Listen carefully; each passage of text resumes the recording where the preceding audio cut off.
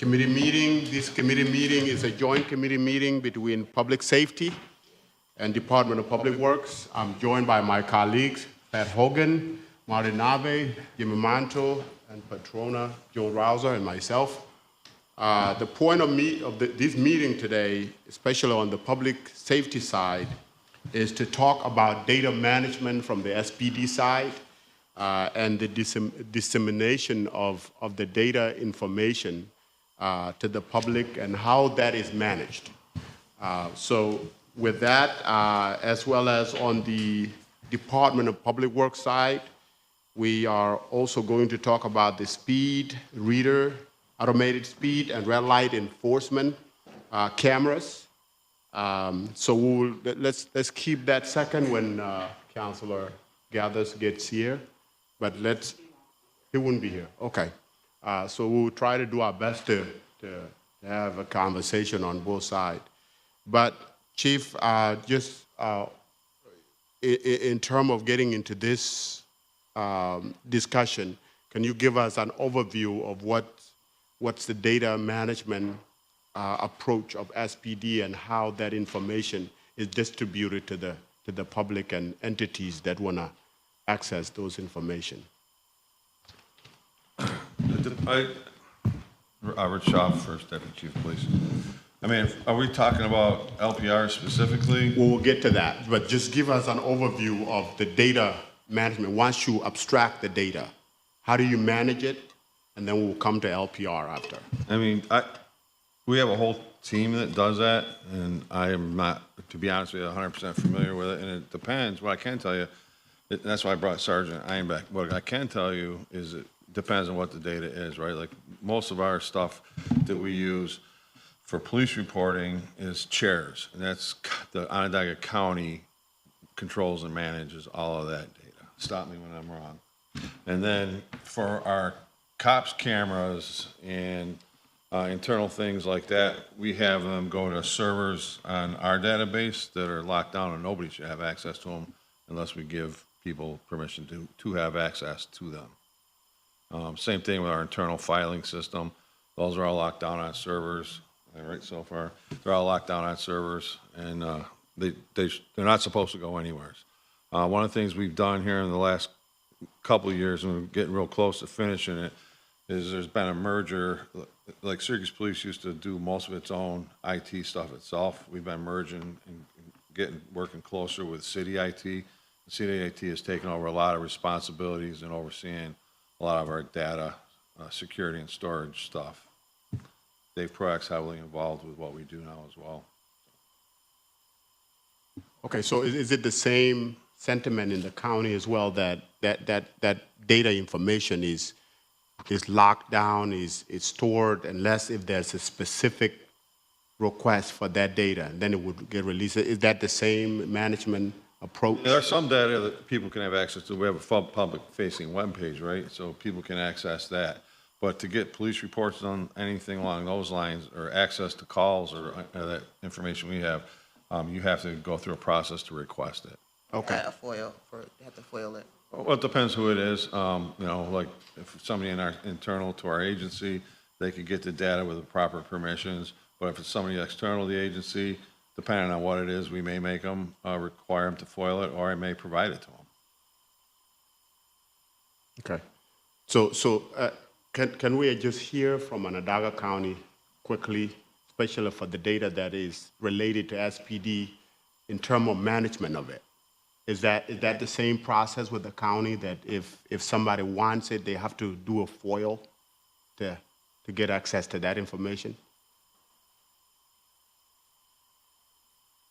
Sergeant Ironbeck with Technology Division. That's the same for the county. If the county holds their own data on-prem, they'll be switching over to a cloud base eventually in the future. But the same rules apply for the county, because we have to follow criminal justice information services policy and procedures. So any bit of data that is received that is criminal justice related is secured and stored either on-prem or in the cloud. Okay, so and then with that, you know, we with the city of Syracuse and SPD, we have specific way of approaching data and what we can share, right? Assume for example, we have a different way of approaching immigration data, compared to the sheriff, for example. We have a much more robust in terms of controlling data, who gets it.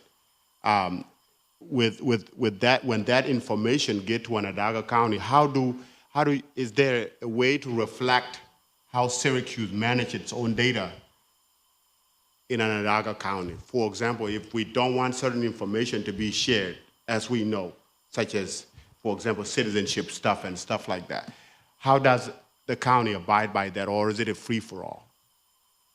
We have a MOU, Memo of Understanding. So in that understanding, they have to follow by each law enforcement agency's policies and procedures. So if it's, just like the chief said, if it's an internal invest, it has to be approved. If sheriff wants to get our information, it has to be approved through our inner ranks. We can't just open up our records report management system to the county and they have all our data. They have to request it from us. It's audited highly. Other questions? No? Thank you. Thank you. Yeah. So with that, Chief, this brings us to license plate readers. Talk to us first, especially those that are viewing, what that is, and then let's talk about the report that Central Current did last month about the potential or inadvertently sharing of data that was not supposed to happen. But first, explain what LPR is. So a license plate reader is not new technology. We've had them for quite a number of years, probably more than 20 years. What is new is they've most usually been mounted in police cars, our traffic division specifically. You can put in specific license plates, and if you catch a license plate, it'll alert you, this car is stolen, this car has a suspended registration, there's a bunch of different data that you can be looking for. What we did recently, we're still in the process of setting up our first contract with flock cameras, and those are pole mounted. They're sitting on, when the project's done, at least the first phase, it'll be 26 cameras. Currently we're at 13. There was some delay getting cameras up on the state right away. There was more hurdles. It's just been a more difficult process. We're actually looking for alternative ways, alternative locations, instead of using the state right of ways, because it's just taking too long to get done. So, a vehicle will go through there. The cameras are constantly monitored, taking pictures. It's not like a cop's camera. You can't go in there and you can't look at it and you can't see what's going by. But if you were to put in a specific plate, New York 123 ABC, and it went through there, it would take a picture of it and then it would show you that vehicle went through that camera at that time. But you can't just sit there and watch the camera. It's not like a video camera. It just doesn't. That's not the way it works. Chief, I have a question. Recently, a traffic box was installed in front of my house. So there is a telephone pole. Is that to detect license plates or detect the amount of traffic that goes through Dale Street? We didn't put that there, Counselor. We did not put up license plate readers on your block. But there is a device right now. Yep. And it's like to control traffic. I don't know what that's for. It's not the police department. I'll send you a picture, and but someone installed it though, and it's like a traffic monitor, but it was installed on the telephone pole because right in front by my house is a sign that says slow down to 20 miles per hour, and we know we have a high speed of traffic on my street. They passed the stop sign, and I don't know. Is there a sign attached to it that tells you how fast you're going? No, but it's like a reader. Would you know? Counselor, Neil Burke, DPW. We install a number of boxes to collect radar data to see if folks are speeding. It doesn't have cameras or anything like that. There are also counts taken for vehicle volume. So if you ever see the little tubes on the street, those count the number of cars. That plays into funding allocations from New York State and the feds and everything else. But if it's just a box, it's generally measuring speed. And again, no license plates, no pictures, no Well, that's anything like good that. because the sign says slow to curb 20 miles and it's right next to it. So I think you're going to detail people are speeding. Yep. You're going to get a, Yeah, okay. we move those around throughout the year. We try to do them about a week at a time, collect data. If people tell us there's a problem, we put one up and see what's going on. That's a concern, that's a considerable concern because cars do speed past my house and go right past that stop sign. And those, you bring up a good point, they're unmarked, just so that they don't get messed around with, they don't disappear, you know, they just kind of look like a telephone I'll box. make sure it keeps nice and shiny. Thank you. So if we have, so if the readers are on the 26 poles, does that record every plate that goes by that pole all day and store that data? And then what happens with that data? I think that's where Councilor Majoke was trying to get to. Yeah, I think once, the way I understand it, and anybody can correct me from the IT world, is that once that plate's gone by, if it's not being looked for, and it's not already in the system, it disappears. And how long does it stay? We keep data for 30 days. 30 days. 30 days is the agreement, so I don't, is that all data or just the hits?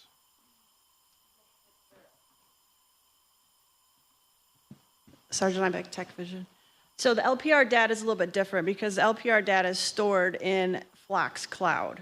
So they manage the data in their secure environment. We have, they keep the data in their cloud, I believe it's up to a year on file. It's different than our COPS cameras. Our COPS cameras that are on the poles, we hold the data on-prem for up to 30 days. After 30 days, the data gets overwritten. So So, the incidental sharing, again, how did that happen and has it been corrected?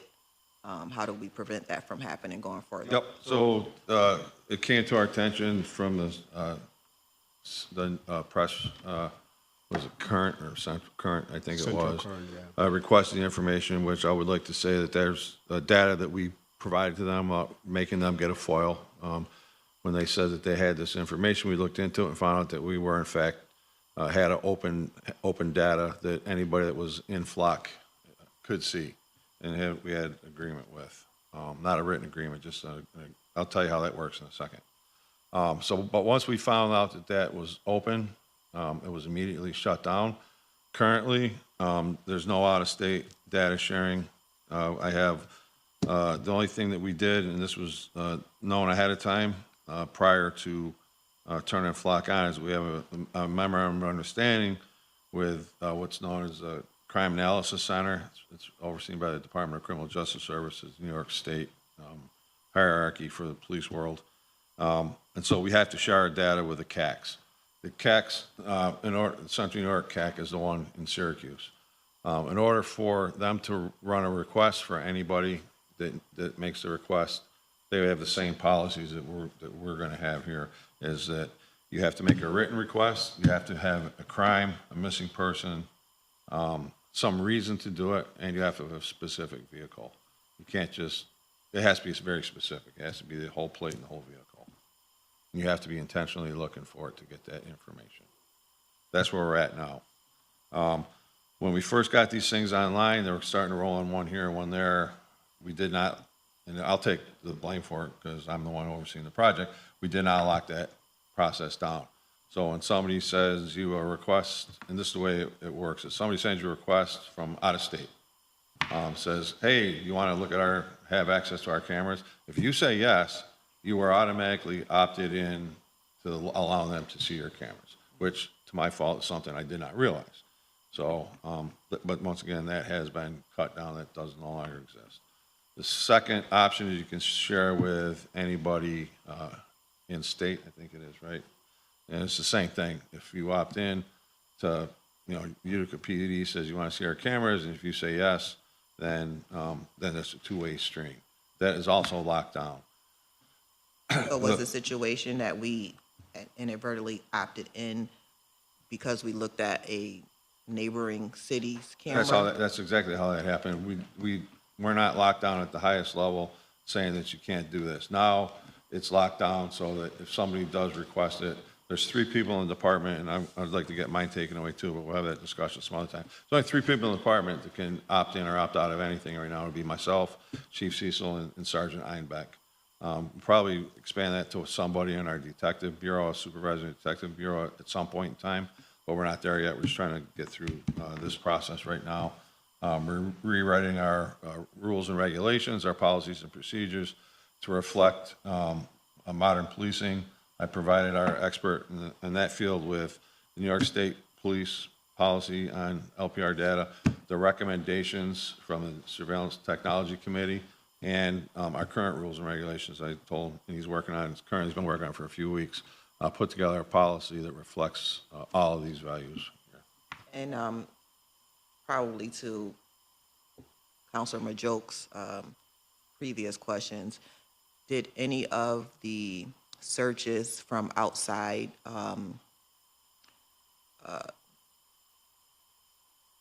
what do you call you guys? Outside SPD? Yes. Did any of those searches result in arrest here in Syracuse? Not that we're, well, we are aware of some local, I know I'm aware of one local case from DeWitt PD who had shots fired, and I'm not sure if it ended in an arrest. They had like a number of shots, I think it was like 30-something or whatever. No, not DeWitt, like a neighboring city or state. Not that I'm aware of, no. We had our Or ICE. Nico and Jason and Craig went through the data as best we could, which was part of the delay. It took us a little time to get the information to CNY Current to make sure that we weren't, to see what was shared. So, Sergeant, this might be for you.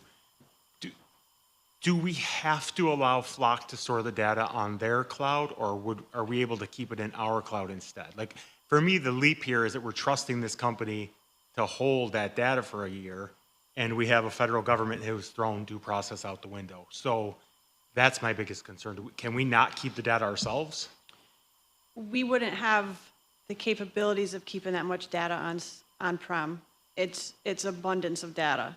It's more cost efficient to keep it in the cloud through Flock. So if for nefarious reasons someone wants that data, they go to Flock to actually get a court order to get the data, or they would have to come to us? They would come to us. We own it, and Flock can't give it to them without us approving it or fighting someone in Yes, court sir. to turn it over. That is correct. Flock is not authorized to release any data without permission of the actual police department command staff.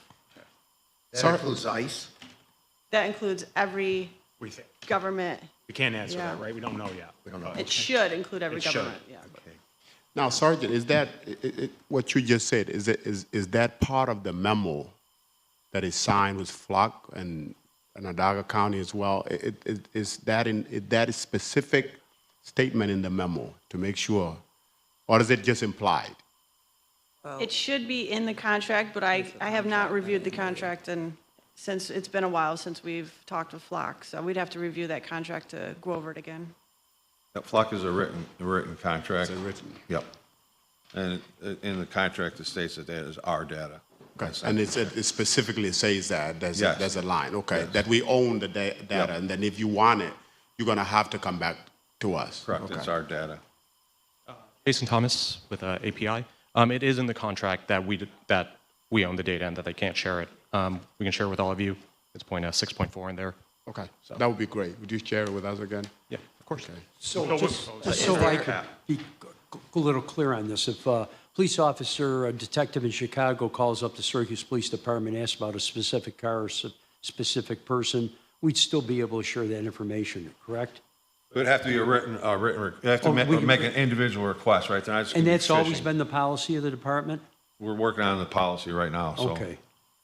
Because obviously, there might be situations where people travel between cities, it's like, during If we Dillinger don't- days, they used to stop at the state line chasing people, So, that's kind of where we're at now because we're not sharing data. There's actually some 14 agencies that agreed to share their data with us without us sharing their data with them, which I thought was nice of them. They're around Central New York. They're all Central New York agencies. But the beauty of the system, the robustness of the system, and to your point, criminality doesn't stop at the city line. Without the ability to share with DeWitt and without the sheriff's department, and at least with Central New York, it greatly impedes the ability of our detectives to do proper investigations. It limits the valuability of the tool. And just a little deeper dive, sorry. So is there any possibility of the government going over you guys and going to CNY CAC and trying to get information? They would have to do is follow the same procedures as they would have to do a written request. They have to be looking for a specific vehicle by plate and for a specific reason. New York State doesn't exactly have a wide open policy of sharing data with the federal government. So we're kind of relied upon what the state standards are for that. And I guess this would be a little bit of a tricky question in terms of the intent of the department that is requesting information, right? So let's stay with the Chicago situation. Somebody from Chicago Police Department reach out to us. You require them to write a memo to you for that request. Yep. Now, how do we, are there fillers to be able to vet the intention? Because somebody could be reaching out, say, this person has done this, and in which the intent may not be that. Are there fillers to be able to vet the intent of the request? So there's ways to audit the request, and I mean, if people are going to lie to you, they are going to lie to you. I don't know how you would get around, I'm using this to look for a missing person when in fact you're looking for whatever, any other reason. You wouldn't know unless, one of the things that Flock is building in, I was reading just today, is sometime later this year, and maybe even next month, they're going to build in the ability to put in police report numbers to reference it to, so that, if we build it around that, where we say, hey, if you want something from us, we need your police report number, then that's something we could go back and verify if we had to. For the That seemed 26, like that would have been standard. the 26 readers placed where they're placed, or will they be placed where they're placed to be able to see where someone comes into the city and where they go back out of the city, or are they placed based on crime data? They're based, so when we did this, we used our detectives, where would this be most effective? And there, I can provide you the list, that was should have been in the current article, because I provided that list to Patrick, but I can get it to you where the list is. The only ones that aren't up are the ones that are state right away on the interstates, off ramps and on ramps, but most of those cameras are internal to the city and not on the outskirts of the city limits. Now, and internally here, we kind of understand what's happening, but how do we help alleviate public apprehensiveness, especially when they heard this was happening? Yep. How have we been able to go about making sure that the nerves are calm out, that something is happening and here's what's happening? So, one of the things that you had asked me for, Counselor, is to make sure that we report the data out. So we're working on coming up with something that we can publish annually that'll answer those questions of how often it was used and what it was used for. We'll put that in our annual report. We can even report back to the council. The Technology Committee had a set of criteria. I believe that was one of them about making the report. So currently working to get that report developed. Sergeant Einbeck's working on that for me. You said this was the first phase, but this started in 2020? I'm not exactly sure when it started, but it's taken over a year once the contract's been signed to get all these cameras up and running. Like the 13 are up, but the 13 on the state right away are not up yet, and it's been a bit. Chief, just for Was my there own another edification. program? I'm sorry. I'm sorry? Counselor. Was there another program that started in 2020? Because I don't know. I can find out. I can get you the contract and find out when it started. I just don't know off the top of my head. Chief, just for my own edification, recently the police department mentioned that most of the weapons, guns that are used in the city of Syracuse in criminal situations come from down, the southern states, primarily Georgia. Just so I know, when somebody purchases guns in Georgia, when they cross the state line in New York State, they're in violation of state law, correct? Is that how it works? Unless they have permission to federal firearms carry license, law enforcement officers, and there's a lot of ways to get enough carry licenses that you could carry, a regular citizen could carry in every state legally. So, You think but the ones you're talking about that are coming from Georgia are not legal, right? All right. When they get here, they're illegal. Well, a situation like that, I mean, you'd contact maybe somebody in the state of Georgia, or somebody from the state of Georgia says, hey, listen, we got some people from Syracuse coming down here. Would that be something that we would be talking about as far as? If there was a detective working on that case and there would have to be specific vehicle information, that is something they could put in the license plate reader and see if there's traveling in and out of the city with that, yeah. But it'd have to be a specific vehicle. You have to know what you're looking at. Has there been any community education around this at all in terms of maybe community organization or neighborhood organization reaching out and saying that let's have a conversation with this, and is it open? Not like we did with the drones, no. But we can. That's always a good idea.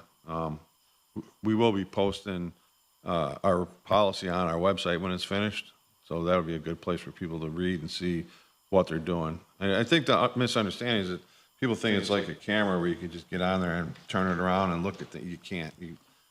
Which is how I opted in at least one place. They said, hey, you want to look at our cameras? I went and looked. It was quite boring. That was when we first started the program. It was quite boring, actually, and I never looked again because you have to have something specific you're looking for. So when someone does put in a plate that they're looking for, and it hits somewhere, does that ping you guys? Like, how are you notified? We're not, well, I mean, if you're the one looking for the data, yeah, it'll ping you. If somebody else is looking for data, say from outside of our agency, if I'm looking for the data, yeah, you put the plate in there, then you can just go away and How long of a time frame? If I put it in today and that vehicle passes by in 12 days, that still pings you? Like, how long does yeah, I'm not exactly sure how long that request stays in there. I think the data has to be refreshed and updated regularly. But as long as you're looking for that vehicle, it should be in there. And 12 days later, if you're still looking for a vehicle for a homicide, it should still be in there. So what happens when we start to use the license plates to actually enforce speeding in school zones? Like, is that going to, as soon as that is read, to write them a ticket, is it also going to create an alert that says, by the way, the registrant of this car is also wanted for blah, blah, blah? Nope. And that's not my program, so I can let Okay. probably Connor speak to that, but that's not the way, because we already have the school bus stop arms. The police department's only role in there is after the violation's been taken, we have an employee who looks at them and says, yep, this looks like a good violation, this doesn't look like a good violation. We don't have access to the database, we can't go in and check things. It doesn't show you warrants, because remember that you're ticketing the vehicle's registered owner and you don't know who's driving it, right? It's like a parking ticket. So let's stay with, go back to Flock a little bit, or at least LPR, right? What sort of demographic information so say if I'm looking for a license plate, and you found a license plate that is Cho, how much information is right there about Cho? I haven't used that system that much other than when I first turned on, so I can look and then I can send you a copy of something. Okay, because I think that may be able to really help at least soothe the nervousness around the use of LPR, right? Because how much demographic information are right there at the screen has a lot to do with the invasiveness and how much invasiveness is right there, right?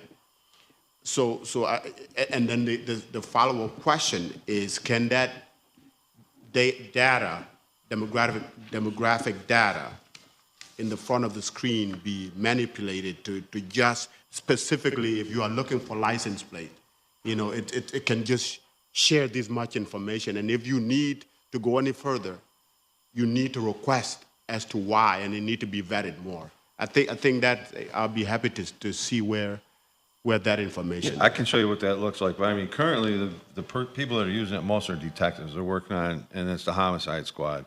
They're the ones that are using the system most frequently. And then our traffic, like I said earlier, our traffic divisions had LPRs for, I don't even, do they still work, the ones in the cars? But, I mean, I've had them forever. I'll get you whatever the data that shows up on it, but they're going to be police officers that have access to this information.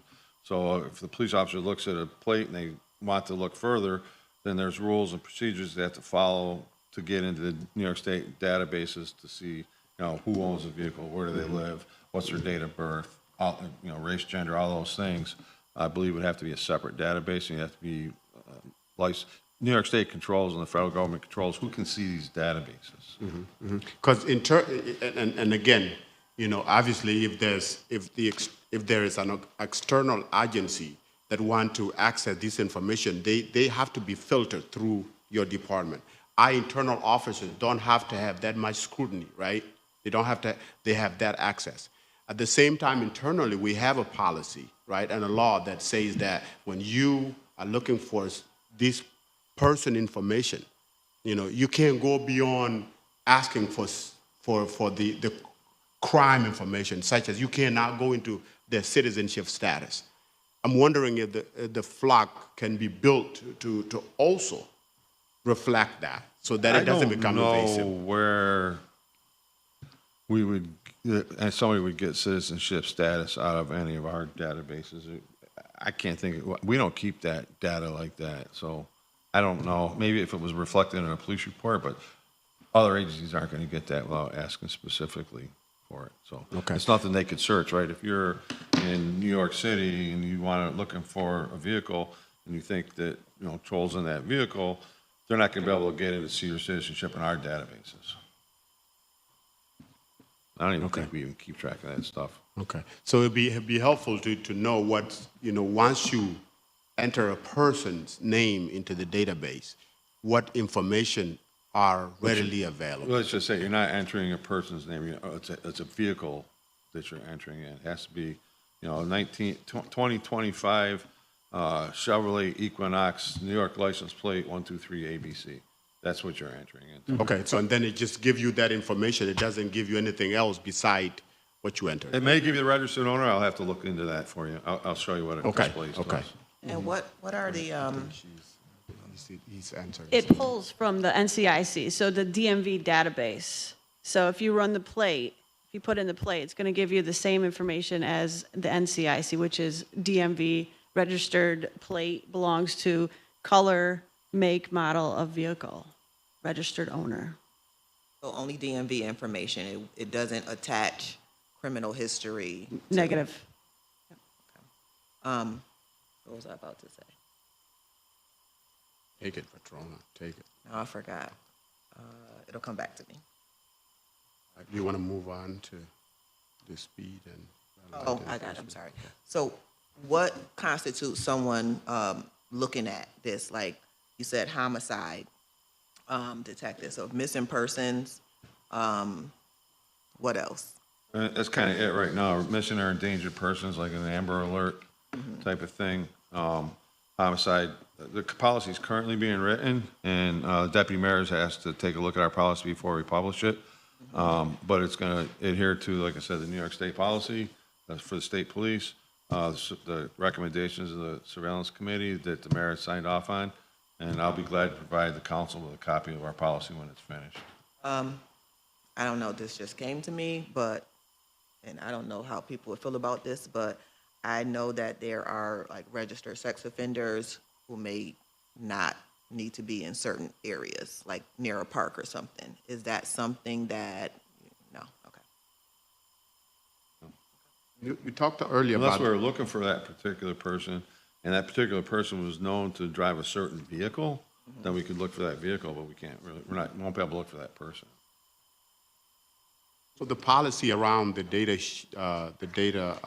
access, when do you think that policy will be available? He's had it for few weeks now. I'm hoping, I said there's no huge rush, but I'd like it in about a month or so. So hopefully sometime in the next few weeks. He came and talked to me yesterday, I had a couple questions, so I know that he's working on it. But he also has a bunch of other policies he's working on as well. But I will most certainly share that with the council before we finalize it.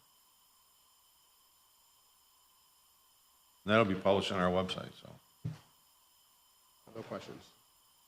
Chief, the only concern I have with license plates, and when they get change of registration, and then, you know, these plates will be moving, or maybe for one person, how do we make sure that the information we have corresponds with DMV? You know, how many safety checks do we take? I'm sorry. How many safety checks do we take? Because a person transfers plates to Yep. another person. Yep. It may take, I don't know, maybe 2-3 weeks to get into the system. So I'm always concerned about safety checks, that, you know, everything corresponds. Yep. Right. So it's a tool, and all our detectives are No, trained okay. that you cannot make an arrest based upon a single LPR hit. Okay. You have to verify that this is in fact the vehicle you're looking for. If there's a person in there you're looking for, you have to verify all that. And it's just one and a number of steps. You're not going to make an arrest or anything based just upon a license plate reader hit. Okay, and that goes back when just- we have numerous out-of-state plates too. Yep, yep. Okay. And the reason for that is many, and you just hit on one of them, is sometimes DMV data is a little slow. Right. So you can't base everything, you always have to verify. Okay, thank you. I think one of the policy recommendations is that we verify before we even approach a vehicle. So make sure it's still wanted type of thing, Right.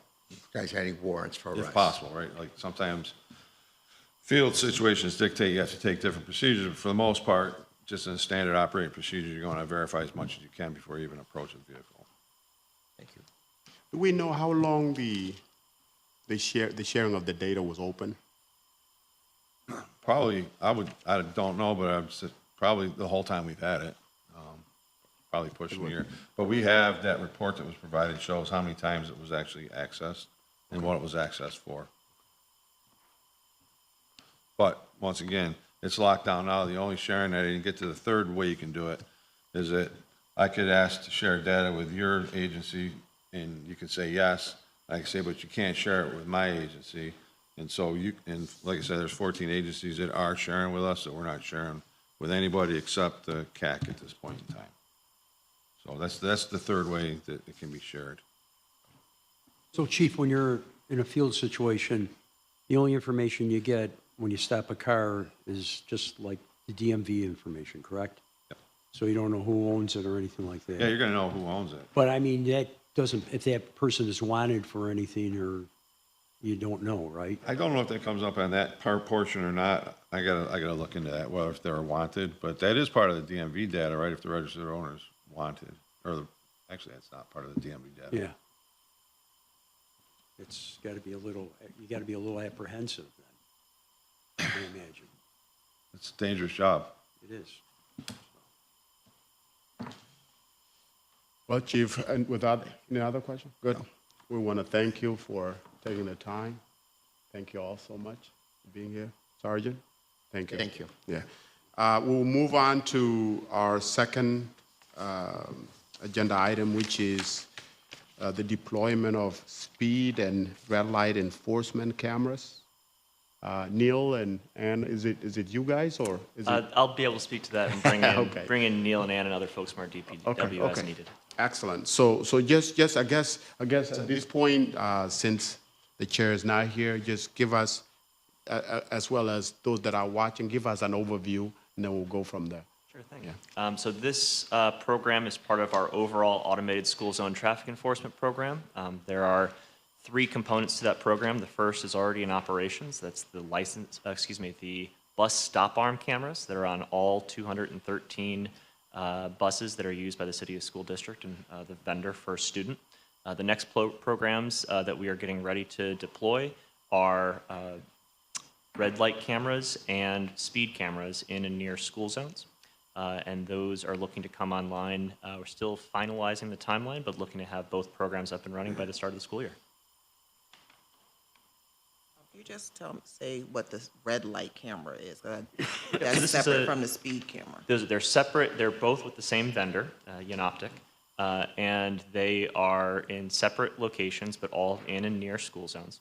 The red light cameras are tied to the traffic signal boxes so that when a car enters through an intersection that has a red light, and if they go into that intersection after that red light, that camera will turn on and automatically capture that license plate and give the registered owner of that vehicle a ticket.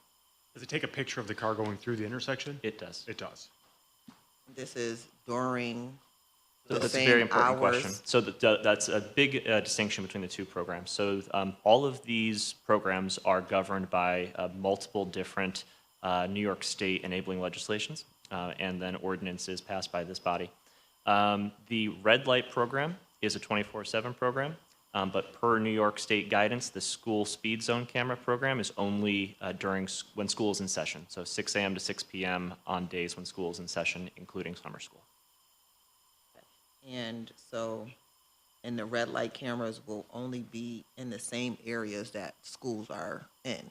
That's correct. We wanted to locate the red light cameras as close to schools as possible. Many school campuses don't have a signalized intersection immediately proximate to the campus, but maybe a block or two away that does capture the comings and goings from that school. So in order for it to be considered a school zone, how far can the light be? So this might be for Neil. Neil, the lights at James Street and Teal, and then the one past that going west on James Street, will those both have red light cameras there? So in front of Lincoln School, I'm thinking because that's where everybody seems to want to do 90 miles an hour like a moron. Yeah, so just to clarify, these are two distinct programs. So the red light cameras and then the school speed zone cameras. So school speed relates to school zones. They're posted, reduced speed 10 miles an hour, 6 a.m. to 6 p.m. Then the red lights are in close proximity to those. I think Connor touched on it. They're not always right there in the school zone. They might be a block away.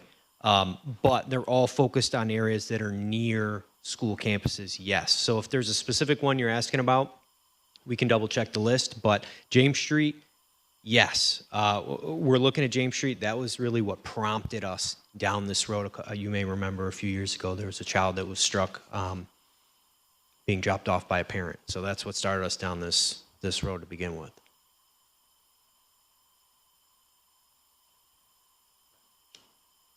No, I'm sorry, just before you leave, just because we've already discussed the Long Meadow situation. So, because I know that the red light is on the whatever street the school is on, but a lot of the traffic is going the opposite direction.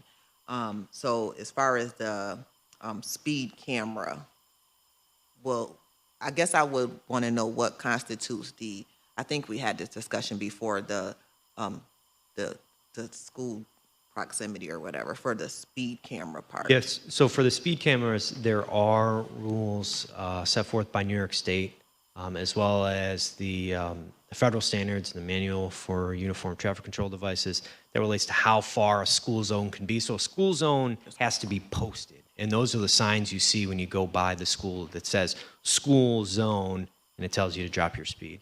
There's a linear foot requirement that we have to be within, and as part of this process, we're making sure that our school zones are meeting those requirements. If there's a specific one you're asking about, you want to know, is it too close, is it too far? We can certainly look into it. I don't remember the linear foot dimension off the top of my head, but it's generous enough so that we can capture the busy street, even if it's a few hundred feet away.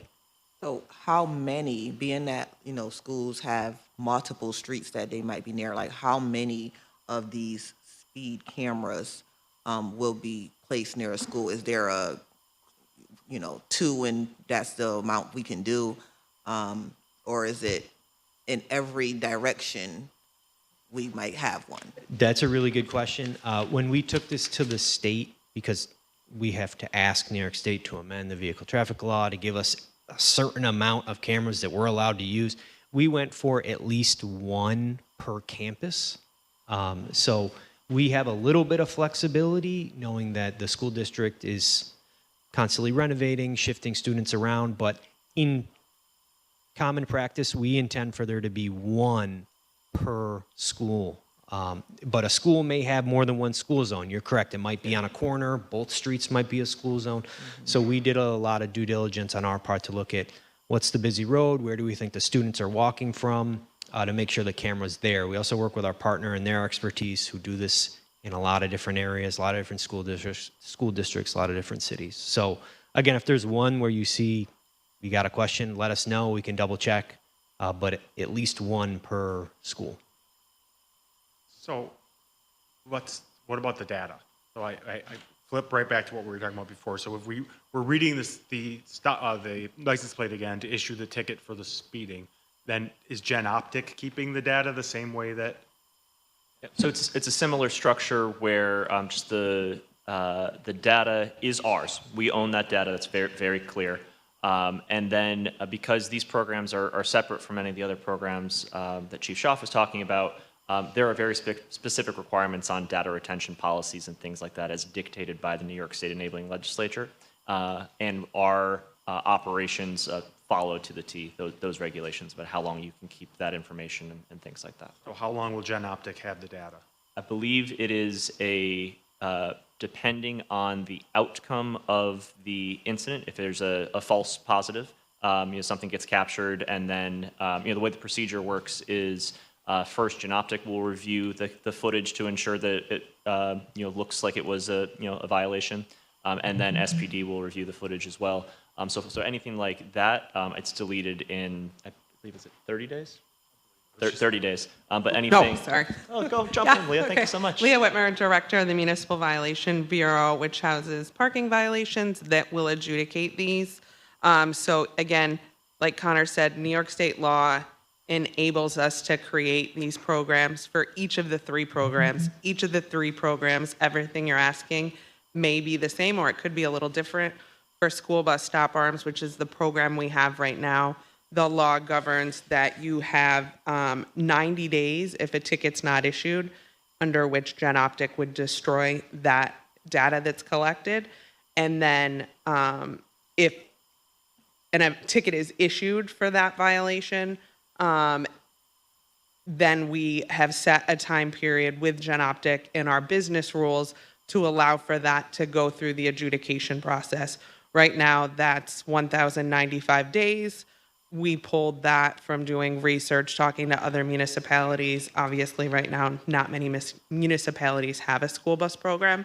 And we're going through with law, with API and digital services to make sure it's the most restrictive time frame we can have. So it's likely we'll be able to back that up to fewer days, but we just need to make sure that, one, we're complying with the restrictions in the state law, which includes it needs to be able to go through our internal adjudication process, as well as that if somebody opts to file in a local court after it's gone through our process. So that if the law dictates that that information is to be available, that we ensure that it is still available. So I would think we have to assume we're going to end up writing more tickets in those where those cameras are. Do you have enough staff or the capability at BOA to handle the adjudication? So that was one of my arguments under the budget, and several of those new positions I had requested did get cut. So I'm hoping we have enough, but I don't know. So again, that was why I requested additional positions.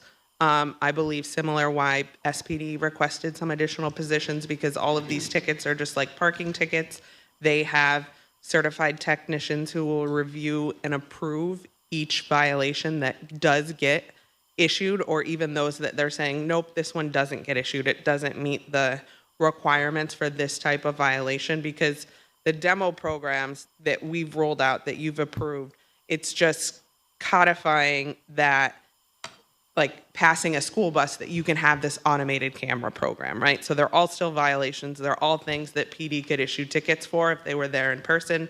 This is just doing it via the camera that's installed. and they still have to review and sign off on them. So when you get a ticket, you'll see there's a badge number and initials for any member of PD who reviewed that ticket. So I have a once, question. Where do you get all this revenue sharing estimates?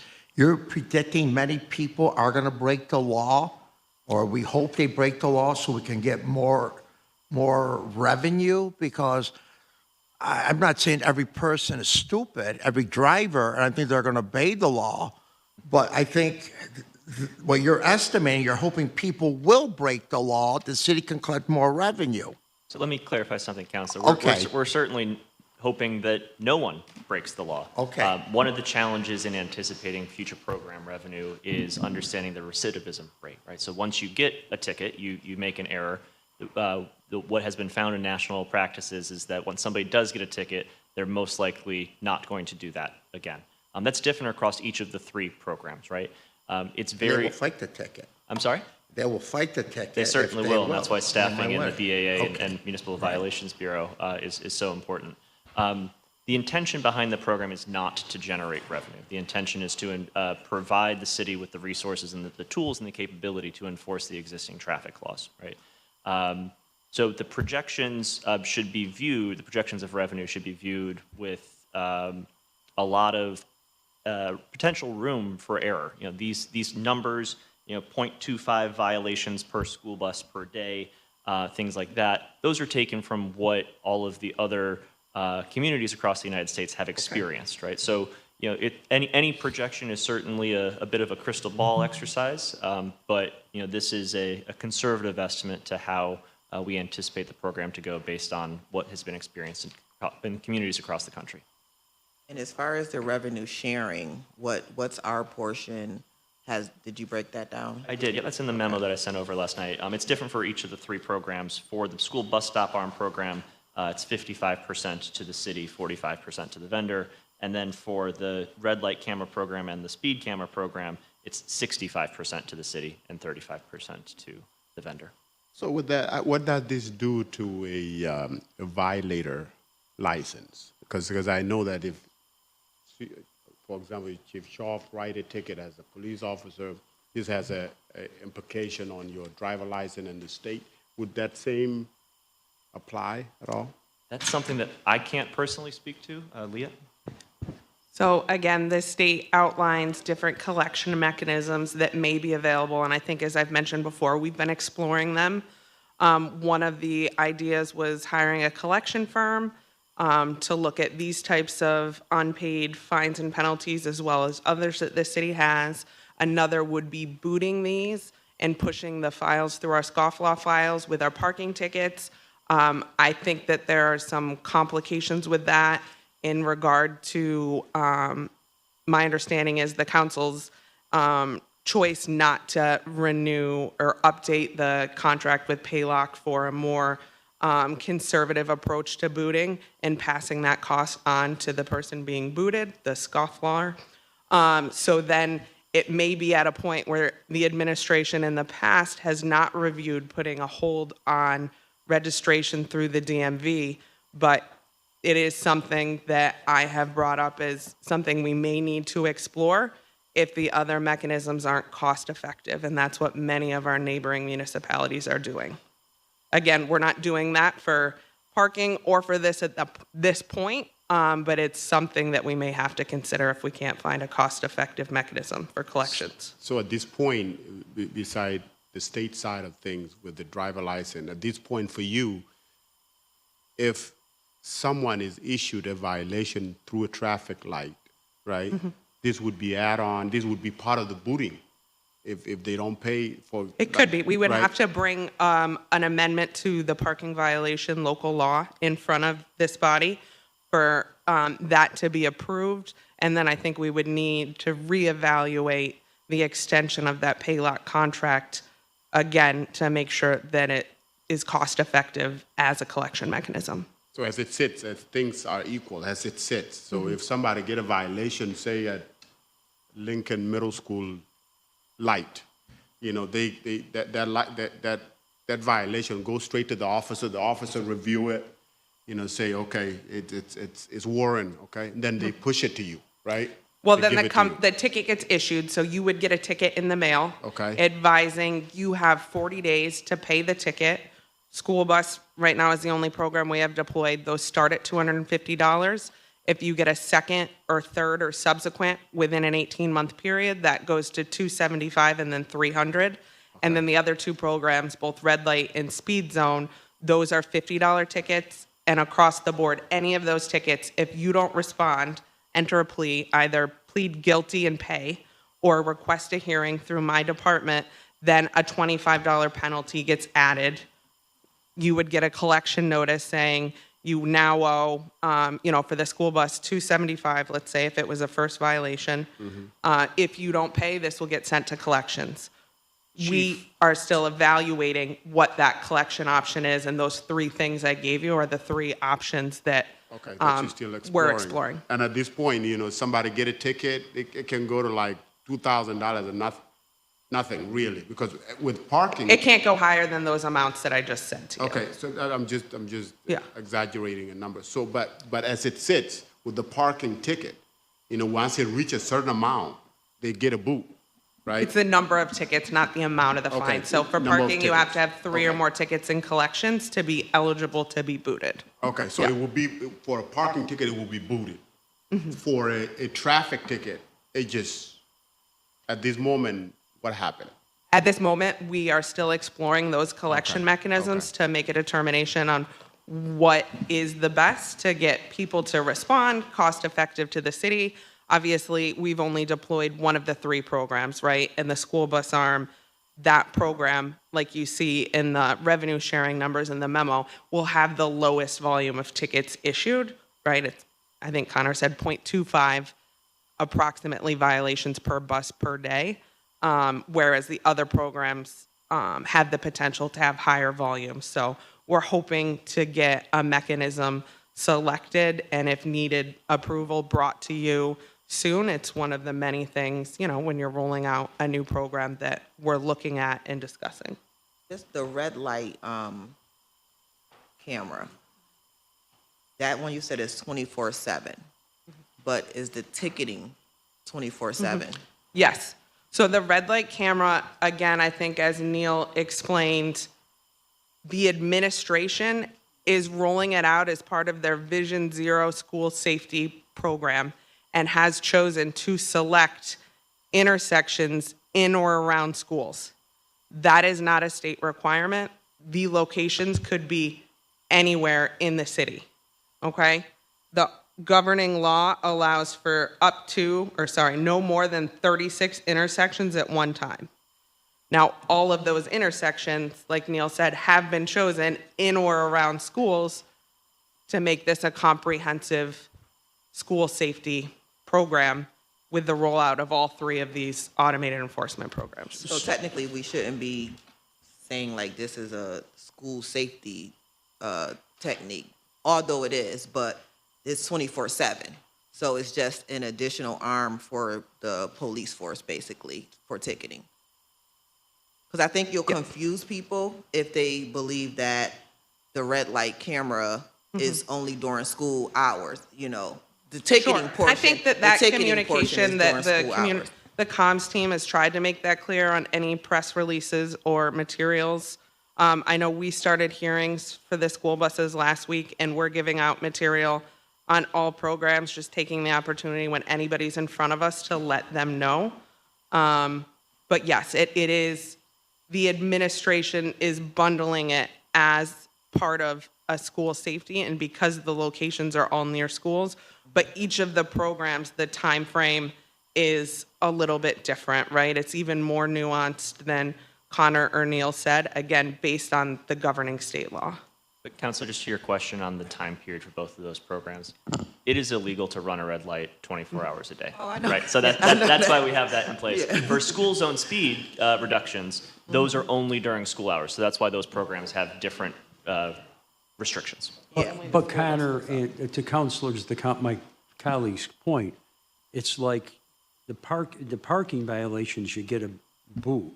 For serious issues like the school bus arms, school zone, red light cameras, school speed cameras, you're saying, you know, they're going to get a fine, but we have no mechanism to make sure that they pay that fine.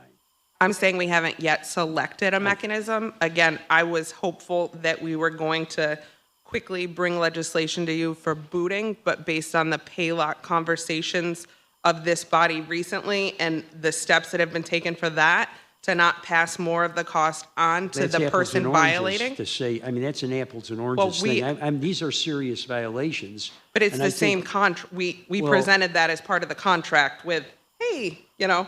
So I'm happy to discuss it more offline, and I know the finance team has done their homework on it. I just think, again, a new program, right? You wanna come off the bat with something that's effective, both to get people to pay, you know, to generate revenue for those who aren't paying, and to change the behavior. And I would say that, Counselor, with the red light, it is 24/7, but again, they're put near the schools in the hopes that it changes behavior, right? Again, the recidivism rate is low across all the programs. The rate is a little bit different, but hopefully if you get a ticket, even if it's at night, you know that stoplight has a camera and you're not going to get a ticket there again. So if you're driving there in the morning when kids are going to school, you're more cautious, ensuring that, you know, the safety of the students is the priority. Well, I would say recidivism rate, we would hope would be low, but we're talking about, you know, your revenue projections, which they're just projections, speculation. You're talking 4.6 million a year. Correct. Yeah, that's a lot. I mean, obviously, it might not be recidivism, but there's certainly a lot of people you've done through your research. This is what you're speculating on, as far as there are going to be a lot of people running and violating these red light cameras and school zone red light cameras and everything else, correct? Sorry, the I question mean, was. we're talking about a lot of people, because you just heard her say the recidivism rate's late. What I'm saying is that there must be, obviously, to make up $4.6 million, that's a projection. You're talking about a lot of people violating these laws, right? Yes. Yes. Okay, thank you. And as far as infrastructure, we're paying for this? No, so that's part of the revenue share approach, as described in the memo. So the Yeah, I ven- saw that it was saying that we'll be Yep. indemnified from all of this damage and stuff. I just didn't know who was paying for it initially. Correct. That's part of one of the just standard procedural elements to allowing a company to install infrastructure in our right of way, and that will be discussed at tomorrow's discussion session and voted on potentially on Monday. As part of the revenue sharing model, the vendor, Genoptic, pays the cost of the installation and owns the equipment and software to facilitate that program. Or what other cities did you monitor? Where'd you get the information for all this? And is this outfit that we're partnering with, what other cities are they in? They're all across the country. Cities in New York include, I believe, Troy, Schenectady, a few others. We can get that information for you. Yeah. And if I can just ask, as far as the bus arm, the bus stop arm one, that's already in place. Can you just give us a short update on any of the like ticketing, like how effective it's been and how long has it been in place? Leah, do you have the current numbers and the most recent number of bus violations? Yes, please. All right, so this is data that Genoptic, our vendor, has shared with us that goes from the start of the program, which was May 21st through June 25th, so right before the end of the school year. There were 699 violations approved and ticketed by SPD. Of those, 55 have been contested. That means requested a hearing through the Parking Violations Bureau. 447 have payment due. 107 are resolved or paid.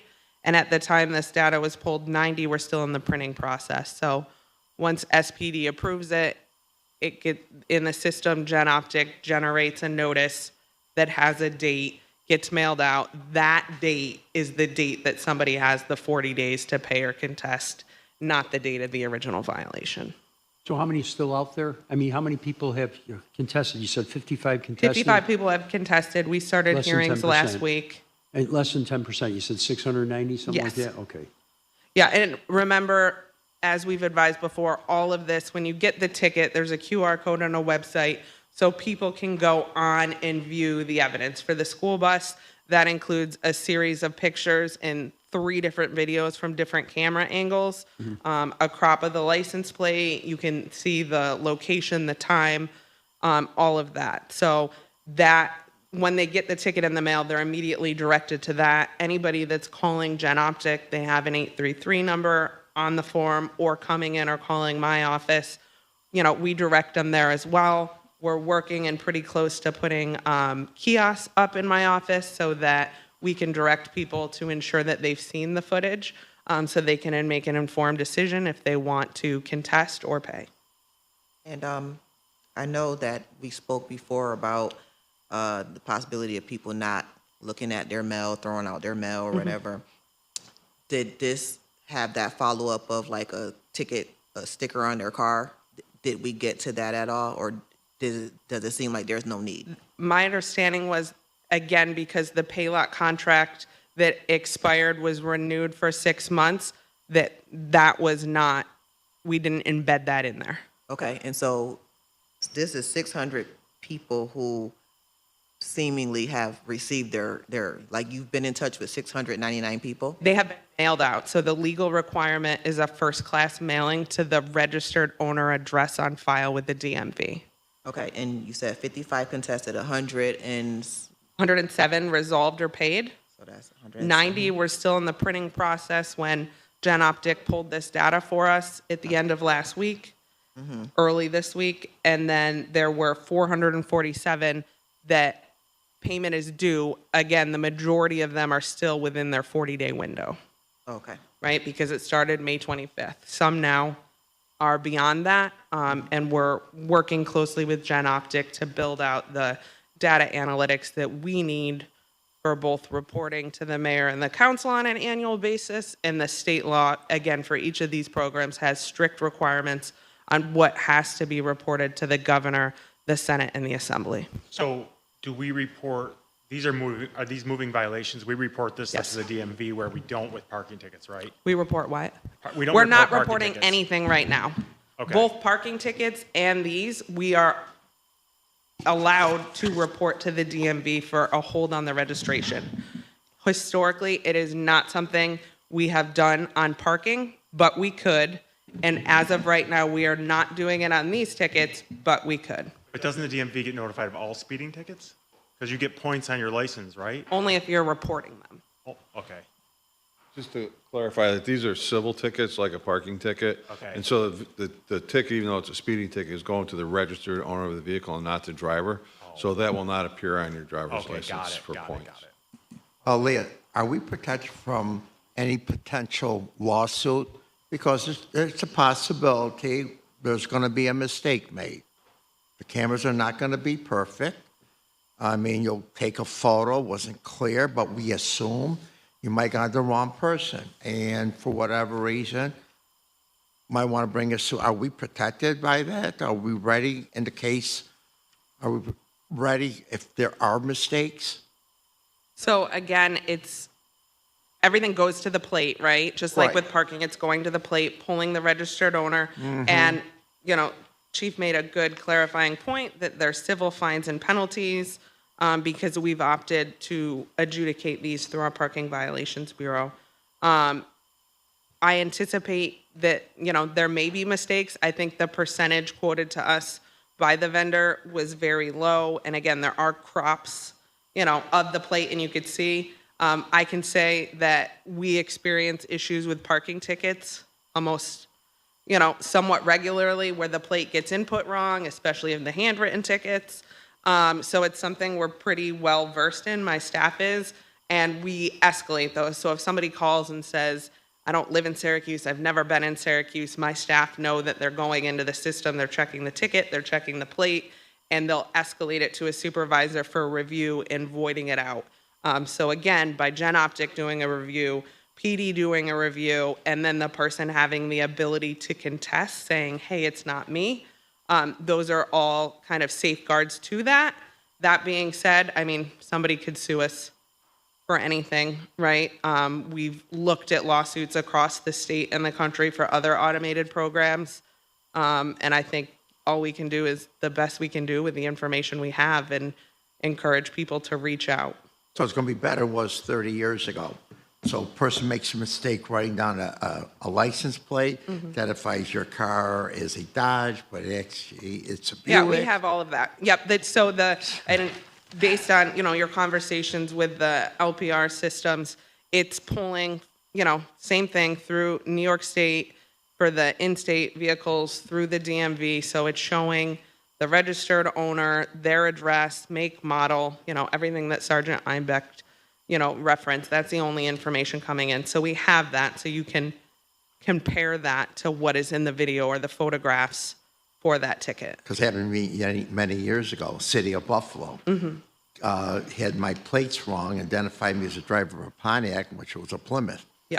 Okay. Yeah, that would be a jurisdictional defect of the ticket, and it would be eligible to be automatically dismissed.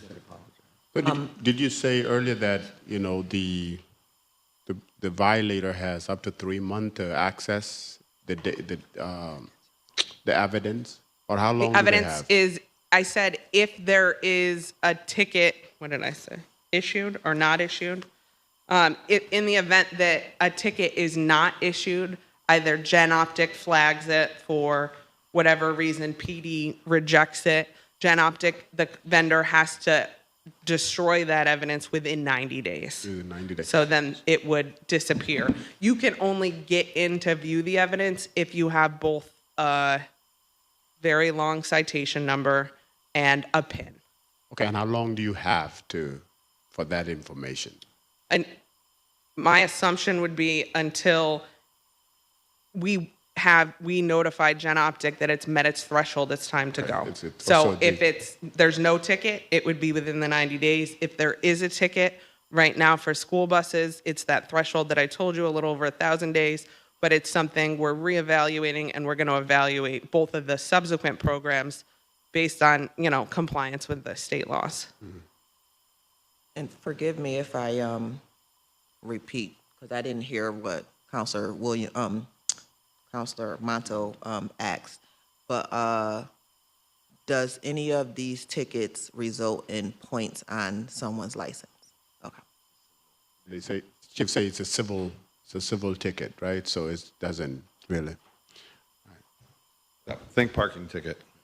Like a parking ticket? Think parking ticket. Oh, yep. I thought you said not a parking ticket. No, think it's like, Okay. it's treated the same way as a parking ticket. Okay, okay.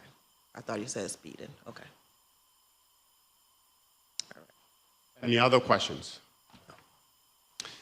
Well, Connor, appreciate all of you for being here and having this robust discussion. If nothing else, I think that will conclude both of our meetings. Thank you all. Have a great day. Thanks, Counselor.